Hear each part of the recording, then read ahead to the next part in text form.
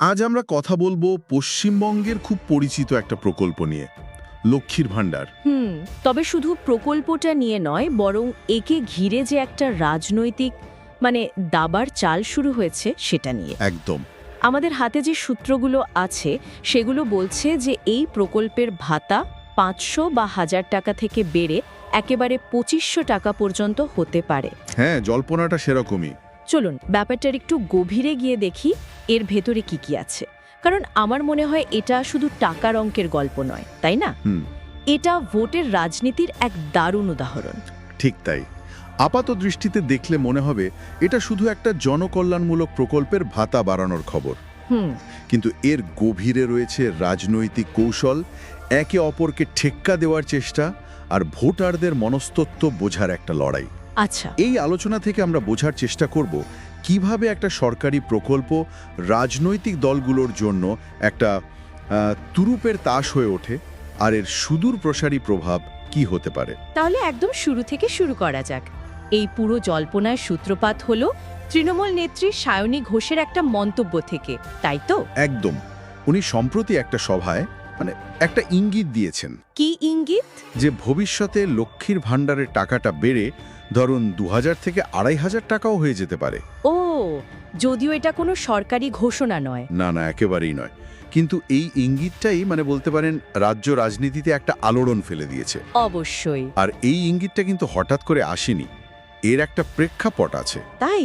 লক্ষ্মীর ভাণ্ডার যখন শুরু হয়েছিল তখন টাকার অঙ্কটা ছিল 500 টাকা, পরে সেটা বাড়ানো হয়। বেশ কিছুদিন ধরেই একটা কানাঘুষো চলছিল যে সাধারণ ক্যাটাগরির মহিলাদের জন্য ভাতা বেড়ে হয়তো 1500 টাকা হতে পারে। হ্যাঁ, এটা শোনা যাচ্ছিল। তো সেই জল্পনার আগুনে ঘি ঢালল এই নতুন ইঙ্গিতটা।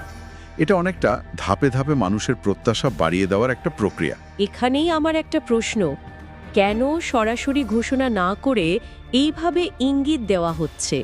এর পেছনের কৌশলটা কি? এটা কি এক ধরনের রাজনৈতিক ট্রায়াল বেলুন? আপনি একেবারে সঠিক শব্দটা ব্যবহার করেছেন, ট্রায়াল বেলুন। এর একাধিক উদ্দেশ্য থাকে। প্রথমত, জনগণের প্রতিক্রিয়া যাচাই করা। আচ্ছা। ভাবুন, ভাতার পরিমাণ প্রায় 5 গুণ বাড়ানোর কথা বলা হচ্ছে। এই খবরটা মানুষ কিভাবে নিচ্ছে, সমাজে এটা নিয়ে কি ধরনের আলোচনা হচ্ছে, বা বিরোধী শিবিরই বা কি প্রতিক্রিয়া দিচ্ছে, এই সব কিছু মেপে নেওয়ার একটা সুযোগ তৈরি হয়। যদি প্রতিক্রিয়া ইতিবাচক হয় তাহলে সরকার এটাকে বাস্তবায়িত করার পথে এগোতে পারে। আর যদি নেতিবাচক হয়, যদি মানুষ বলে যে এত টাকা দেওয়া সম্ভব নয় বা এটা রাজ্যের অর্থনীতির ওপর এনর্মাস চাপ সৃষ্টি করবে? ঠিক সেই কারণেই এটা একটা ইঙ্গিত। যদি প্রতিক্রিয়া খুব নেতিবাচক হয় তাহলে সহজেই বলা যায় যে এটা তো দলীয় নেত্রীর ব্যক্তিগত মত, কোনো সরকারি সিদ্ধান্ত নয়। বাহ, মুখ রক্ষাও হলো। মুখরক্ষাও হয়, আবার পরিস্থিতিও আঁচ করা যায়। আর দ্বিতীয় এবং আরও গুরুত্বপূর্ণ উদ্দেশ্য হলো নির্বাচনের আগে একটা ইতিবাচক আবহ তৈরি করা, মানুষের মনে আশা জাগিয়ে রাখা। একদম। আনুষ্ঠানিক ঘোষণার অনেক আগেই মানুষের মনে একটা আশা তৈরি করে দেওয়া যে এই সরকার ক্ষমতায় থাকলে ভবিষ্যতে আরও বড় কিছু হতে পারে। এটা ভোটারদের মনে একটা দীর্ঘমেয়াদী প্রভাব ফেলে। বোঝা গেল। কিন্তু এই আর্থিক ইঙ্গিতের পাশাপাশি আরও একটা বিষয় উঠে এসেছে যা নিয়ে ব্যাপক চর্চা হচ্ছে, বিশেষ করে সোশ্যাল মিডিয়াতে। হ্যাঁ, ওই মন্তব্যটা। সায়নী ঘোষের আরেকটি মন্তব্য ভাইরাল হয়েছে। সূত্র অনুযায়ী তিনি বলেছেন যে লক্ষ্মীর ভাণ্ডারের টাকা দিয়েই নাকি আজকাল স্বামীরা বাইকের তেল ভরছেন। এই মন্তব্যটার পর থেকেই একটা নতুন বিতর্ক শুরু হয়ে গেছে। এই মন্তব্যটা একটা বৃহত্তর সামাজিক বিতর্কের দরজা খুলে দিয়েছে। এই একটা লাইনের মধ্যে দুটো খুব বড় প্রশ্ন লুকিয়ে আছে। কি কি?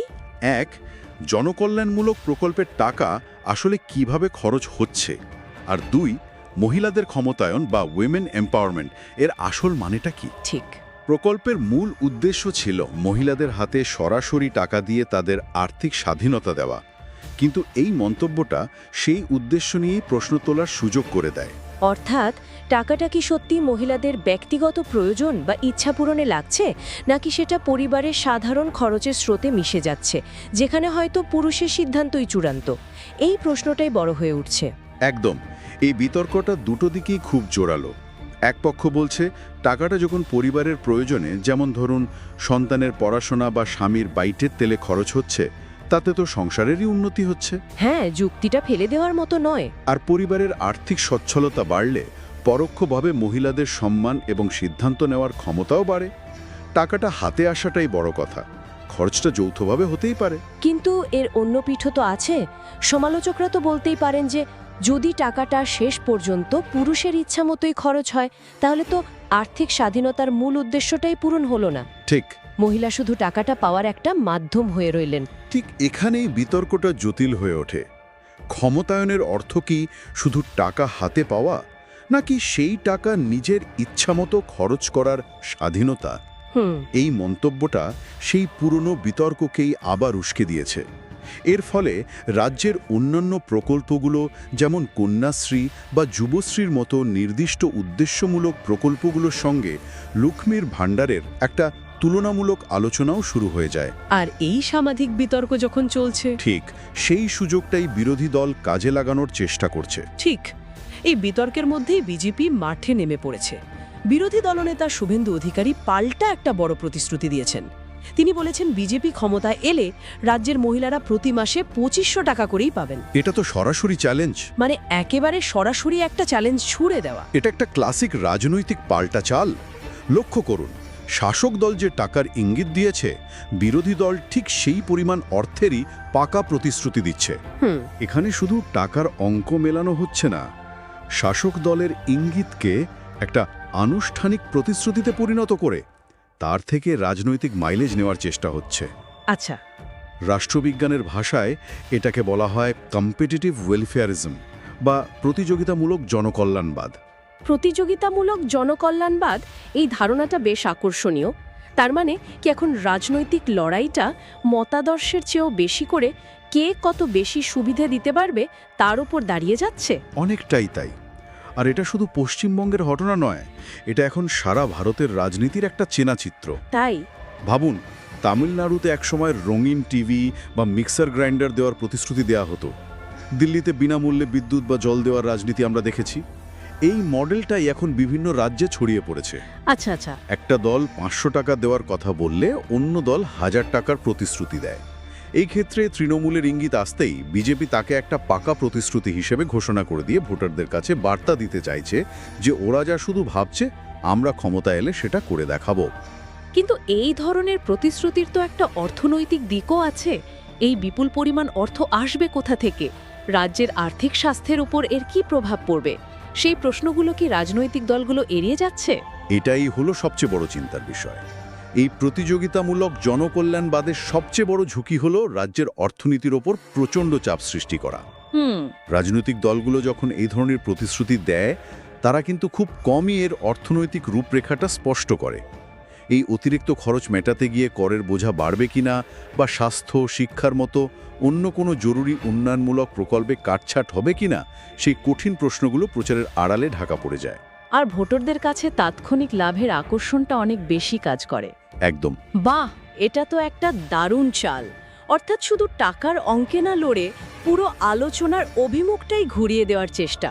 কিন্তু শুভেন্দু অধিকারীর প্রতিশ্রুতি তো শুধুই 2500 টাকায় থেমে থাকেনি। না না, এর সাথে আরও বেশ কিছু জিনিস যোগ করা হয়েছে, যা বিষয়টাকে আরও জটিল করে তুলেছে। ঠিক, আর এখানেই কৌশলটা আরও গভীরে যাচ্ছে। সূত্র জানাচ্ছে 2500 টাকার পাশাপাশি 500 টাকায় রান্নার গ্যাস। 500 টাকায় গ্যাস? হ্যাঁ, সরকারি বাসে মহিলাদের জন্য বিনামূল্যে যাতায়াত এবং আয়ুষ্মান ভারত প্রকল্পে 10 লক্ষ টাকার বিনামূল্যে চিকিৎসার সুবিধার কথাও বলা হয়েছে। মানে এটা শুধু একটা প্রতিশ্রুতি নয়, এটা একটা সম্পূর্ণ প্যাকেজ। একদম, একটা কমপ্লিট প্যাকেজ। চাল, যাতায়াত, স্বাস্থ্য, তিনটেই তো সাধারণ মানুষের জীবনের সবচেয়ে বড় খরচের জায়গা। এবং তিনটেই সরাসরি পরিবারের মাসিক বাজেটে প্রভাব ফেলে।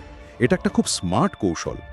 শুধু নগদ টাকা দেওয়ার পরিবর্তে দৈনন্দিন জীবনের সবচেয়ে বড় উদ্বেগগুলোর সুরাহা দেওয়ার কথা বলা হচ্ছে। রান্নার গ্যাসের দাম এখন একটা বিশাল ইস্যু। সেখানে 500 টাকায় গ্যাস দেওয়ার প্রতিশ্রুতি মধ্যবিত্ত এবং নিম্নবিত্ত পরিবারের কাছে খুবই আকর্ষণীয়। ঠিক। মহিলাদের জন্য বিনামূল্যে যাতায়াত, বিশেষ করে যারা প্রতিদিন কাজের জন্য বাইরে বেরোন, তাদের জন্য একটা বিরাট সাশ্রয়। আর স্বাস্থ্য বীমা তো একটা বড় সুরক্ষা কবচ। তার মানে এটা শুধু একটা আর্থিক প্রতিশ্রুতির লড়াই নয়, বরং কে কত ভালো ওয়েলফেয়ার মডেল বা জনকল্যাণমূলক মডেল তুলে ধরতে পারছে তারও একটা প্রতিযোগিতা। একদম। তৃণমূলের মডেল হলো সরাসরি হাতে টাকা দেওয়া, আর বিজেপির প্রস্তাবিত মডেল হলো টাকা এবং অন্যান্য সুযোগ সুবিধার একটা মিশ্রণ। আপনি একেবারে সঠিক পয়েন্টটা ধরেছেন। এই প্যাকেজ মডেলের মাধ্যমে বিরোধী দল বোঝাতে চাইছে যে তাদের পরিকল্পনা আরও বেশি সুসংহত এবং দূরদর্শী। আচ্ছা, তারা বার্তা দিচ্ছে যে আমরা শুধু টাকা দিয়ে দায়িত্ব সারছি না, আমরা জীবনযাত্রার সার্বিক মানোন্নয়নের কথা ভাবছি। এর ফলে ভোটারদের সিদ্ধান্ত নেওয়ার প্রক্রিয়াটাও জটিল হয়ে যায়। মানে তখন শুধু 2500 টাকার তুলনা করলে চলবে না। চলবে না। তখন ভাবতে হবে কোন প্যাকেজটা তাদের জীবনের জন্য দীর্ঘমেয়াদে বেশি উপকারী। তাহলে সব মিলিয়ে ছবিটা যা দাঁড়াচ্ছে, একদিকে শাসক দলের পক্ষ থেকে লক্ষ্মীর ভাণ্ডারের ভাতা প্রায় 5 গুণ বাড়ানোর একটা জোরালো ইঙ্গিত, যা একদিকে যেমন মানুষের মধ্যে বিপুল প্রত্যাশা তৈরি করেছে, তেমনি প্রকল্পের উদ্দেশ্য নিয়ে কিছু সামাজিক প্রশ্নও তুলে দিয়েছে। এবং অন্যদিকে বিরোধী দলের পক্ষ থেকে সমপরিমাণ অর্থ দেওয়ার একটি পাকা প্রতিশ্রুতি, কিন্তু শুধু নগদ অর্থ নয়, তার সাথে দৈনন্দিন জীবনে 3টি বড় খরচের ক্ষেত্রে ছাড় দেওয়ার একটি সম্পূর্ণ প্যাকেজ। ঠিক। এর মাধ্যমে তারা বিতর্কের অভিমুখটা শুধু নগদ টাকা থেকে ঘুরিয়ে সার্বিক জীবনযাত্রার মানের দিকে নিয়ে যাওয়ার চেষ্টা করছে। ফলে লক্ষ্মীর ভাণ্ডার এখন আর শুধু একটি সামাজিক সুরক্ষা প্রকল্প নেই, এটি পশ্চিমবঙ্গের ভোটের রাজনীতির কেন্দ্রবিন্দু হয়ে উঠেছে। এই যে সরাসরি মানুষের অ্যাকাউন্টে টাকা পাঠানোর রাজনীতি, এটা কি ভারতের নতুন, নাকি এর প্রভাব সম্প্রতি খুব বেড়ে গেছে? দেখুন, ধারণাটা নতুন না হলেও এর প্রয়োগ এবং প্রভাব আকাশ পাতাল বদলে গেছে। কিসের জন্য? আর এই পুরো খেলার নিয়মটা পাল্টে দিয়েছে প্রযুক্তি। ভাবুন, 10-15 বছর আগেও কোটি কোটি মানুষের কাছে সরাসরি টাকা পাঠানোর কথা ভাবা প্রায় অসম্ভব ছিল। ঠিক। কিন্তু এখন জ্যাম ট্রিনিটি, অর্থাৎ জনধন অ্যাকাউন্ট, আধার আর মোবাইল, এই তিনের জোরে সরাসরি সুবিধা হস্তান্তর বা ডাইরেক্ট বেনিফিট ট্রান্সফার মানে ডিবিটি এমন এক শক্তিশালী রাজনৈতিক অস্ত্র হয়ে উঠেছে যা আগে কখনোই ছিল না। আচ্ছা। এর মাধ্যমে কোনো মধ্যস্বত্বভোগী ছাড়াই সরাসরি নাগরিকের ব্যাংক অ্যাকাউন্টে টাকা পৌঁছে দেওয়া যায়, যার একটা তাৎক্ষণিক রাজনৈতিক প্রভাব থাকে। অর্থাৎ প্রযুক্তি এই প্রতিযোগিতামূলক জনকল্যাণবাদকে এতটা সহজ এবং প্রভাবশালী করে তুলেছে। নিঃসন্দেহে এগুলি এখন আর শুধু দারিদ্র্য দূরীকরণের উপায় নয়, বরং রাজনৈতিক বার্তা দেওয়া, নিজেদের সমর্থক গোষ্ঠী তৈরি করা এবং ভোটারদের প্রভাবিত করার একটি অত্যন্ত শক্তিশালী মাধ্যম। এর ভালো মন্দ দুই দিকই আছে, কিন্তু এর প্রভাব যে অপরিসীম তা অস্বীকার করার উপায় নেই। এ পুরো আলোচনা থেকে একটা প্রশ্ন আমার মাথায় আসছে। আমরা দেখলাম রাজনৈতিক দলগুলো কত টাকা দেওয়া হবে তা নিয়ে এক প্রকার নিলামে নেমেছে। হ্যাঁ, অনেকটা তাই। 2500 টাকার ইঙ্গিত আসছে, পাল্টা 2500 টাকার প্রতিশ্রুতিও দেওয়া হচ্ছে, সঙ্গে আরও প্যাকেজ। কিন্তু এই নগদ অর্থ দেওয়া নেওয়ার বাইরে মহিলাদের দীর্ঘস্থায়ী আর্থিক স্বাধীনতা বা সত্যিকারের ক্ষমতায়নের জন্য আর কি করা যেতে পারে? খুব গুরুত্বপূর্ণ প্রশ্ন। শুধুমাত্র টাকা দেওয়াটাই কি ক্ষমতায়নের একমাত্র পথ, নাকি তাদের দক্ষতা বৃদ্ধি, শিক্ষার সুযোগ তৈরি করা বা কর্মসংস্থানের ব্যবস্থা করা আরও বেশি জরুরি? এই চিন্তাটা আজকের আলোচনার শেষে শ্রোতাদের জন্য রইল।